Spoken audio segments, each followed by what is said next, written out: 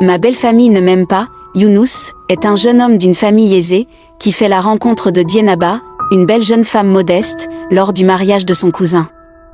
Leurs regards se croisent et Younous est immédiatement charmé par elle. Il la trouve belle, élégante et pleine de douceur. Après la cérémonie, il se rapproche d'elle et ils échangent quelques mots. Younous fait tout son possible pour obtenir le numéro de Dienaba avant de retourner en France. Il la trouve intrigante et veut absolument rester en contact.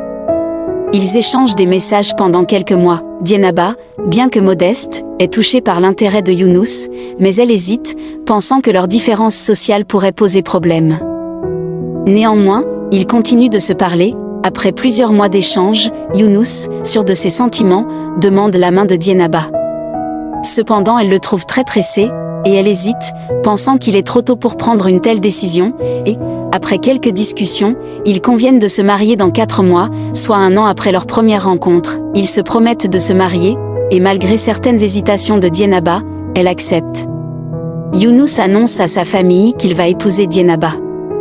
Sa famille réagit mal, préférant qu'il épouse une personne de son milieu social. Mais Younous, bien déterminé, reste ferme et leur dit « Je me marie avec elle ». Et il n'y a pas de retour en arrière. Malgré leurs efforts pour l'en dissuader, Younous ne change pas d'avis. Le mariage est prévu dans 2 jours. Le mariage a lieu, au plus grand bonheur de Younous depuis la France, qui est excitée de commencer sa vie avec Dienaba.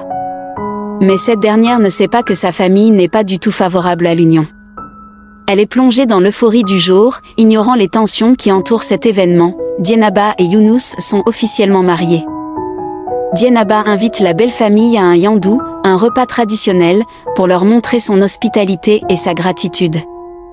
Elle a préparé un festin avec ses économies et l'aide de sa mère. Elle est impatiente de les accueillir et de montrer qu'elle fait tout pour s'intégrer dans la famille de son mari. Les invités arrivent, mais Dienaba ne se doute pas que ceux-ci sont tous des hypocrites. Ils feignent l'amitié, mais la méprisent en secret. Après le yandou, dans leur appartement, lorsque la dernière personne part, Dienaba se sent soudainement mal.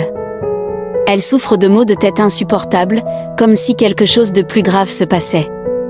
Elle appelle Younous, qui est toujours occupé à recevoir des appels de sa famille qui le félicitent.